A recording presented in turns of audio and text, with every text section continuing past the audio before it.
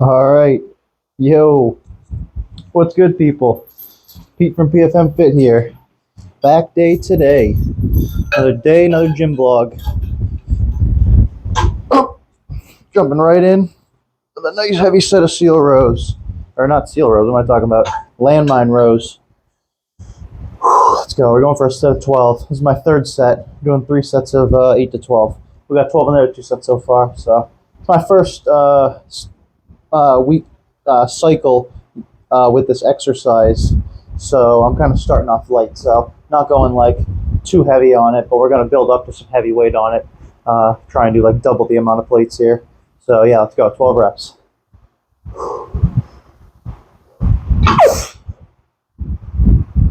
Oh.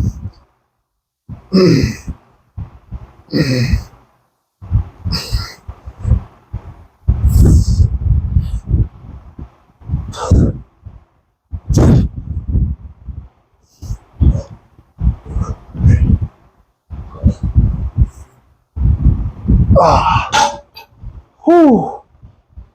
Yeah, honestly, that's harder on the lower back than it is on the lats, honestly. So that's kind of a good thing though, because I'm picking exercises like this to give me some extra posterior chain gains, so that I don't have to like deadlift if I don't want to. So I figure if I RDL and bent over row enough, or landmine row, or any row that you bend over and work your lower back with, I figure if I do enough of that, we'll have a pretty solid posterior chain. So without needing to do actual deadlifts. So yeah, but this is our top set, or our top working weight, just 2 plates on the end of a landmine bar here. Not too crazy, but honestly, a pretty good back movement though, because I'm primarily trying to get wider first, thicker second, but this is like the main thickness movement for the back that I'm adding right now. And then everything else, pull-ups, seal rows, I feel like all those are kind of more width-based, the way they stretch out the lats and the muscles they use in the area of the lats they use. So, a little winded after that set, but it was a good set. Yeah, what else we got on the menu today for back day? We also have towel pull-ups, barbell shrugs, some hammer curls, and I think a little neck work. So yeah, pretty solid back day. We got 2 big pull movements, solid amount of neck work, and a little bit of biceps. So yeah, I'll probably cut and show you guys the towel pull-ups next. Those are going to look pretty good on camera. So okay, we're back, people. Towel pull-ups up next. Pull-ups are so weird for me. I am not the lightest individual by any means. I probably weigh about 195, 200 pounds right now.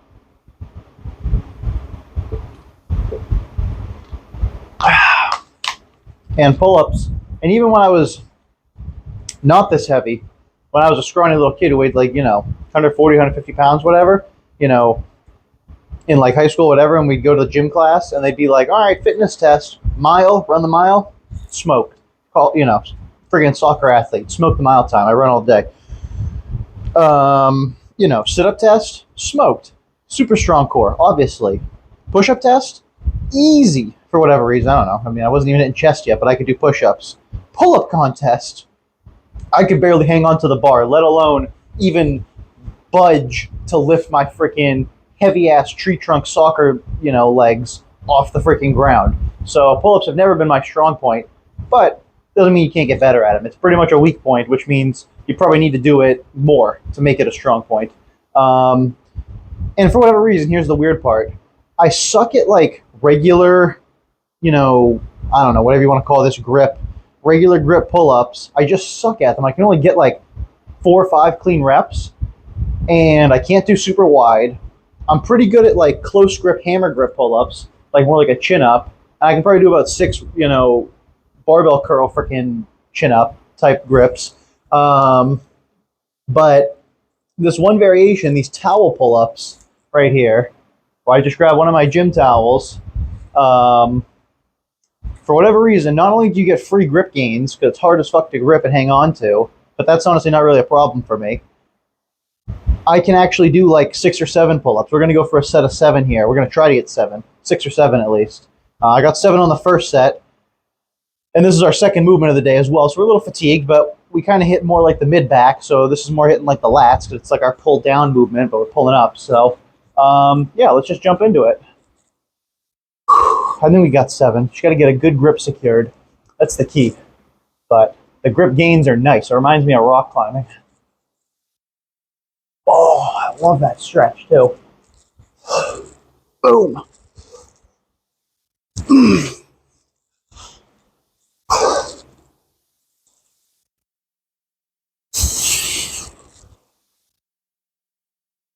Five, 6,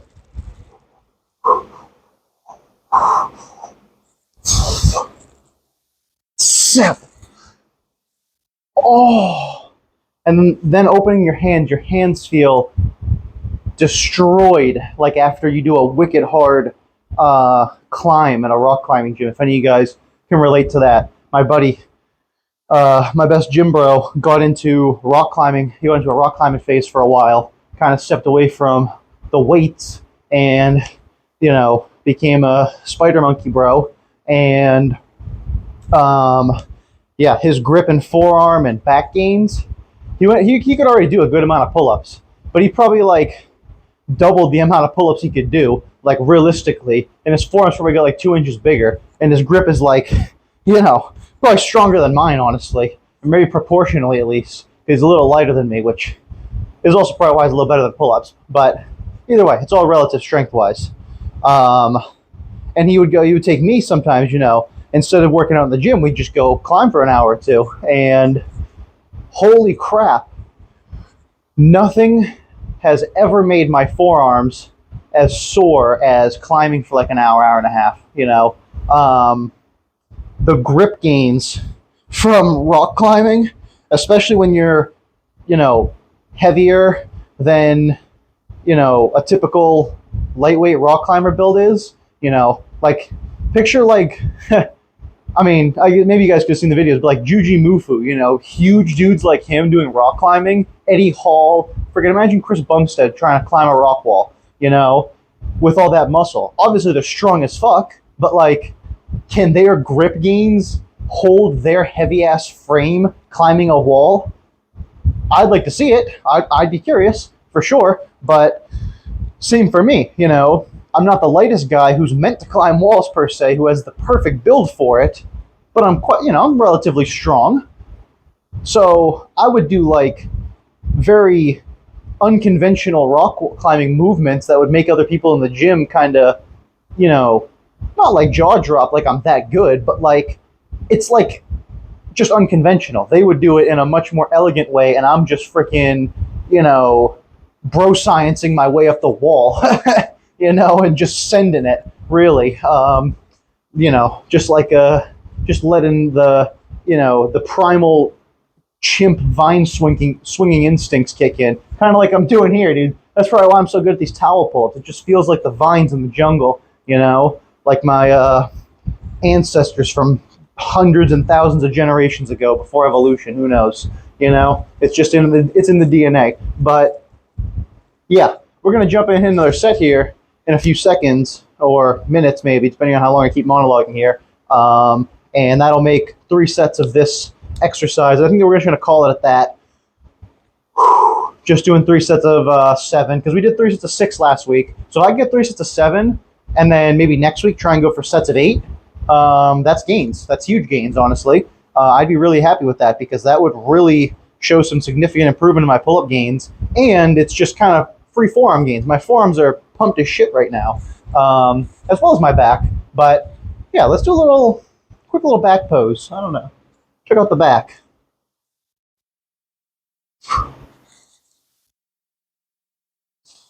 I'm by no means a bodybuilder, so I, you know, probably don't have the best pose technique here, but I think you guys will kind of get the idea of what we're working with here. I'd like to say back is a strong point of mine, even though it's not the strongest muscle group for me per se, because obviously I told you I could barely ever do pull-ups, and it's not like I can like row my body weight, you know, or anything crazy like that.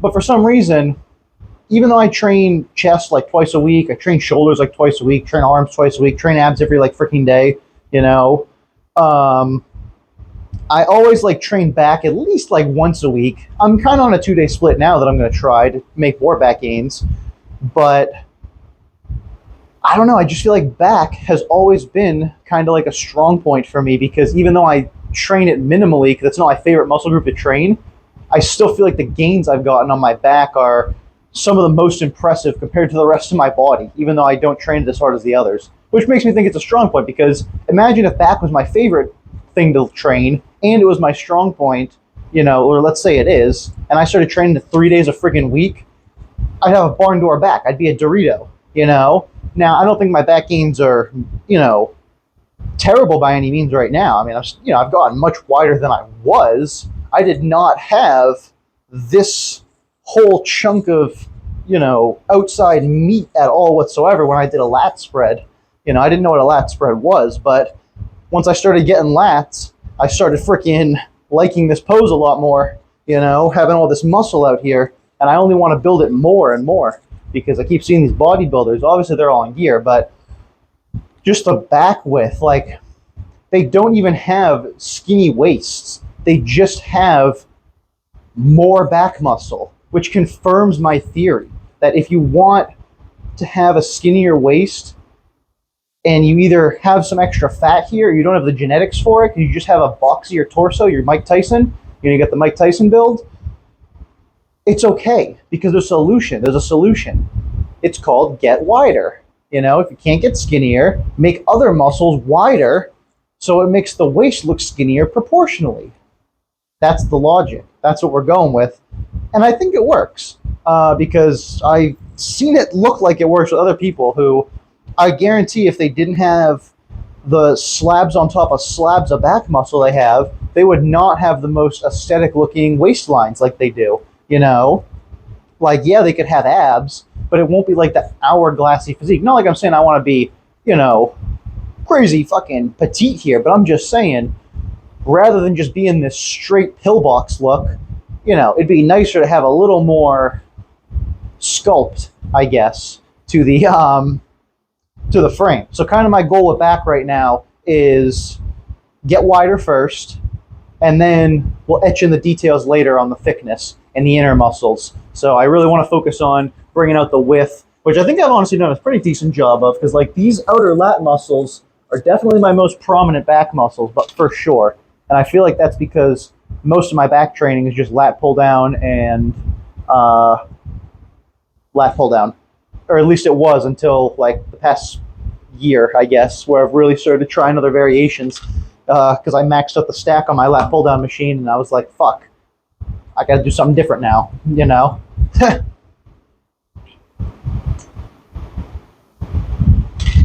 Anyway, just swigging a little bit of pre-workout. Let's get set 3 of these pull-ups going. We'll do it from the other POV this time. Let you guys see maybe the abs a little bit. I don't know. I'm trying to do it the other way. Maybe I can get a little more range of motion and go a little higher. So, yeah, let's do it. Get my grip sorted here. We'll go for 7 reps.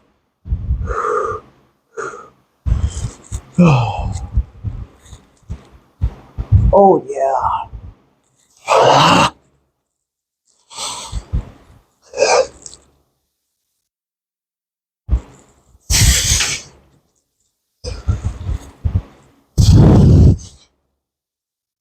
I gotta readjust the grip. Damn it. We got 3 more reps.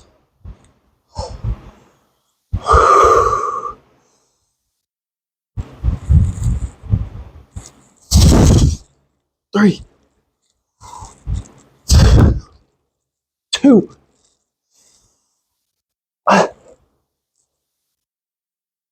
Oh. Oh. Oh. Woo. Yeah, buddy. Grip gains. Oi. Whew. Yeah. Use straps to make that easier? Is that what you're saying? How? How the fuck how could I do that? You know what I mean? There's no way you can strap up these towels. It's all about the grip gains. You either got the grip gains or you don't to do the towel pull-ups. And I honestly don't understand how I can spam those out and my grip holds up totally fine. But when I hang on the pull-up bar handles normally from like any of the grips, my grip slips out and my back just can't fucking do it. I don't understand how that works at all. Like my grip gains, definitely got better when I started doing like hanging ab raises and stuff for ab work more often, and hanging from the pull-up bar. Just gave me those free grip gains, gave me that ability to hold my body weight on the bar better, which has definitely helped me with pull-up movements recently. But I don't know how I'm able to spam out what I would say is probably one of the hardest pull-up variations I've seen. Obviously there's like crazy calisthenics pull-up shit, but like, let's be realistic. To my level, this is like the hardest I've ever done besides any regular pull-up. You know what I mean? It's a pull-up variation besides just the regular pull-ups. And I'm somehow able to do it better than regular pull-ups. That's the point I'm making, which I don't get. But I'm also not going to question it too much. And we'll just keep doing these because, fuck, if I get really good at these, maybe I'll touch the regular pull-up bar one day and I'll actually do like more than a set of 5. No, honestly, I think my actual all-time best on like regular grip pull-ups is like 8, I think, when I was really lightweight last summer. It's like 185, 190 or something. But yeah, I don't know. I was spamming pull-ups like every day, every other day kind of thing, trying to do like this everyday routine, doing like 1 or 2 sets a day. And then it just was hurting the rotator cuffs, hurting the elbows, hurting the shoulders. And I just said, do I really want these pull-up gains more than I want my bench press to feel like shit because my shoulders are hurting? And if you guys can imagine, that was a pretty easy answer for me. It was pull-ups, get in the bin. I'm not going to let you ruin my bench press, my favorite lift and the best lift God ever created. So, we can't. Sacrifices were made on the pull-ups that were unnecessary for the greater good, I would say. But I've been trying to find safer ways to implement pull-ups ever since, because just like squats and deadlifts that I haven't fully given up on yet, I still squat some way and I still do RDLs, I'm not going to give up on the pull-ups. I'll find a way. I think I might have found something here, but that's going to do it for this segment. We are going to move into our final circuit, which is going to be barbell trap shrugs of the main lift, supersetted with hammer curls, which is probably honestly part of the reason why my grip gains are so good for that exercise, because I spam hammer curls. And it's probably the heaviest bicep movement I do, because you can go pretty friggin' heavy. But we're going to do barbell trap shrugs, supersetted with hammer curls, supersetted with some neck work, I believe. But I'm going to double check that on my Excel program spreadsheet. And yeah, I'll check back with you guys in a sec when I set that lift up and get warmed up. All right. We back.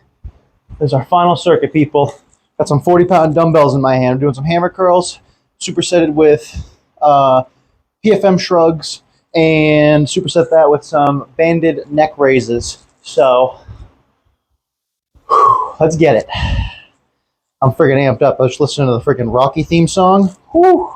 That should get you pumped. Let's go. Boom. 3, 4, 5, 6. Yeah, buddy. 8, 9, 10. Oh. We'll do some pinwheels. 1. 2.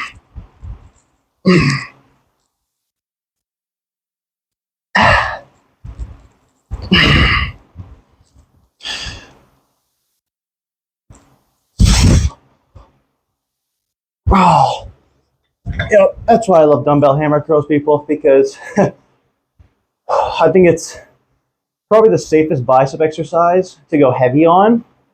Not that it necessarily isolates your bicep per se, but it does isolate, well, I guess it does isolate part of the bicep, the outer part, and the brachialis on the forearm that nobody knows about, you know? Like, you guys can see it. This muscle right here, if you don't know about that, it's time to learn. It's time to do some hammer curls, people. You know? Brachialis, that's what, part of what makes you look like you have big arms when you're just wearing a t-shirt normally, you know? And you're not, you know, shirtless in an inappropriate setting, you know, outside of the beach, gym, or pool parties. But, yeah, got to train the outer part of your biceps. Not just all about the open hand curls or the easy bar curls or the dumbbell rotation curls. No. And, you know, it's definitely about the hammer curls, the brachialis, the reverse grip curls, the pinwheel curls. It's about that just as much as the other types of curls. And also, here's the bonus. I find that you can, maybe this is just me, but I find that you can go heavier, safer on pinwheel curls, hammer curls, basically any like neutral grip bicep variation, because look at the way your hands sit by your side. I'm already in the hammer curl position, so I feel like it's a little more natural to the body, but obviously you can see with the muscle, you know, when we go like this to this, you can see the way the freaking muscle moves because it's making a contraction. So if you know, obviously this is not new science, but you could stand to reason that if you flip your palm open and then curl, you would be activating more of the inner part of your bicep, which is obviously true. And that's just me over-explaining simple exercise science. But the point is that for whatever reason, in that more natural position, well, that's probably the reason, not for whatever reason, in that more natural position, you can go a little heavier on your biceps. And I don't particularly think biceps are a muscle group you should go overly heavy on.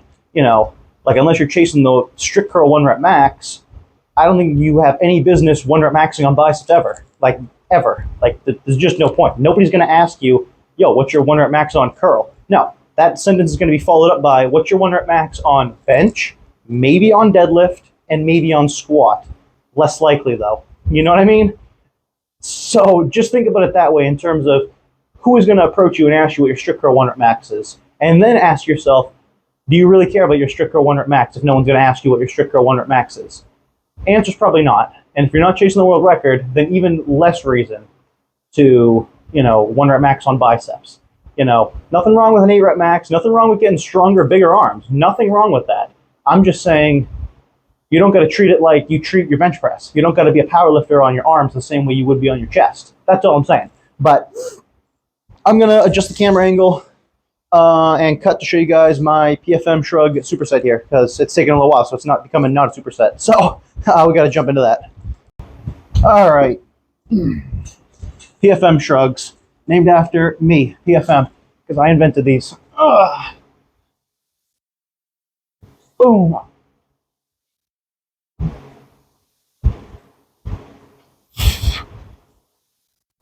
Yeah, this will be my contribution to the bodybuilding world.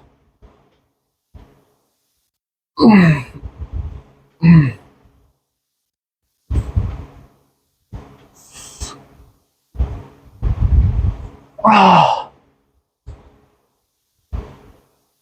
18, 19, 20. Oh, let's live in the stretch for a second. Yeah, this is my contribution to the bodybuilding world because, I mean, I like barbell shrugs nowadays, but before, I don't know, I couldn't make them work for me the way I wanted to. So I went on a conquest of reinventing trap exercises, you know, which is harder than you would think because the traps just do one thing, which means there's only so many ways you can manipulate that one type of movement to, you know, isolate the muscle and actually feel it. But the point is, I wasn't feeling it because I wasn't really doing those other exercises right. But now that I learned how to isolate my traps with this exercise that I feel like makes it almost impossible to not isolate the traps, because the cables are tugging you down on an angle that is perfectly in line with like your torso and it just stretches these neck fibers down in a way that you like almost can't screw up. And then you shrug it up, you try and go touch your ears almost, and squeeze and contract it, and you actually, or at least for me, I actually feel the trap muscle for once, instead of just pinching the nerves in my neck, hurting myself, which is what I was doing, before, I don't, training like a noob, training with bad form and training incorrectly, I suppose. But I learned to feel the traps through this exercise that I kind of invented on my own. I didn't learn this from anyone. I spent a lot of time watching videos on, this trap exercise, this trap variation. Every person in the fitness sphere on YouTube, I was watching their videos and I tried those exercises and they didn't work for me until I got these cable machines and I was like fidgeting around with every kind of movement, bicep curls, rope pushdowns, chest flies. And then I was doing like a seated chest fly where I was laying on the bench in the exact same angle and, laying down like this doing chest flies with the cables. And then it hit me. I put my arms down after that set and I was like, what if the torque or what if the tension was coming from down this way, pulling my traps toward me while I lay on the bench for support, as if I'm laying against my back against a wall, and then I shrug up. I did that movement on the cables, and it felt brilliant. So I've been doing that ever since, and I'm just now, since I'm really starting to go through a neck development phase, because I started adding in neck work recently, we're doing traps twice a week and neck twice a week. So I'm actually going to superset neck in about 30 seconds here when I finish explaining traps. But yeah, we started doing traps twice a week, neck twice a week, and the other trap movement, besides these PFM shrugs, is a heavy, explosive barbell trap shrug. So we're kind of using a little bit of body momentum, a little bit of cheatiness in the reps, but it's so we can overload and go a little heavier, and try and really build some mass. And I don't really care about the strength, but more so the mass on the neck or on the trap muscles, because honestly, I feel like my traps have gotten a lot better than they were. I mean, they're not quite mountains yet, but they used to be little speed bumps. Now they're looking at least like a molehill, I don't know, looking a little better. Hopefully the camera can make them look even better. They say the camera adds 10 pounds. I don't know if they mean muscle or fat, but where did my thingy go? That sounded weird. That came out wrong. Ignore that. Anyways, that's my set of shrugs. I am going to readjust the camera and show you guys my set of neck raises up next. So yeah, I'll show you guys that in a sec. Okay. Pay no attention to the awkward towel-headed setup we're going for here, and I mean that in no offensive way towards any cultures, but quite literally towel on my head, because it'll make sense in about 2 seconds. Watch this. We're using the towel for support for these resistance bands that I'm putting on the back of my head so that I don't rip the hairs off my head with friction from the bands, but I also have some tension because the bands are pulling my head down, and then I resist it upwards to build that neck raising strength. The muscles that are used in your neck to lift your head up and hold it erect all day.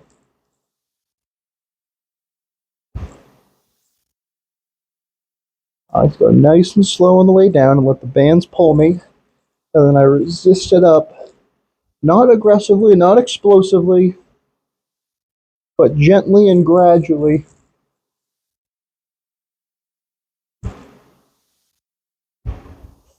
I'm just doing 20 reps there because I just added that red band to go with the black band this week. That was kind of my progressive overload aspect that I added in there. But that's neck work. I mean, it sounds stupid, but just like people don't know what their rear delts are, don't know what the brachialis is, they don't know about side obliques, they don't know about their calves or hamstrings or any muscle on their back because they've never seen it before. I get it. I was that person at one point. We don't automatically just all know anatomy and muscles when we start working out, Everyone knows biceps, everyone knows the front of the abs because everyone wants that. But the more you learn, the more you realize, there's muscles in all kinds of places, and I know it sounds obvious, but think about it. move your head around. You know, all these movements, pulling up, pushing down, turning this way, tilting, it all is a muscle of some sort, which means it can be trained and strengthened, and it can grow and be more defined, toned, and bigger.